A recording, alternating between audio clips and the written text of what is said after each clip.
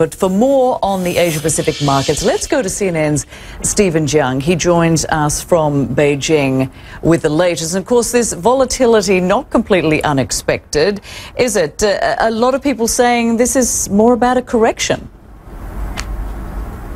That's right, Rosemary Church. And as you see, the Shanghai Composite actually regained much of the losses it experienced during today's session, now down only less than 1%. And as you were pointing out, a lot of people have said this market here, the Chinese stock market, really hadn't been reflective of the real economy because before the June 12th crash, the stock market had been experiencing a year-long bull run, even though the economic growth here in China had been slowing down considerably, with a lot of bleak economic data coming out, including manufacturing numbers, export numbers, and energy consumption levels. So even with the plummeting numbers we had seen last week and today again, the market in Shanghai is still up compared to a year ago. That's why people say this correction, this much needed correction, is ongoing and is not complete yet, Rosemary.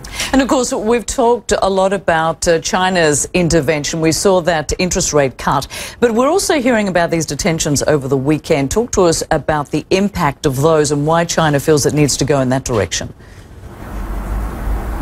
That's right. The Chinese authorities just feel they need to do whatever is necessary to really stabilize this plummeting stock market and prop up prices. The detention you mentioned is part of the series of measures they have been taking since June 12th. Over the weekend, the state-run Xinhua News Agency revealed more details about the detention of officials from the Securities Regulatory Commission, executives from one of the country's biggest brokerage houses, as well as a financial journalist who supposedly wrote a fake article about the government intentions to stop intervening in the market. So this and other measures really have been called heavy-handed by some critics, as well as wrong-headed, because they say what China needs is not this kind of knee-jerk reactions, but more market-oriented reform.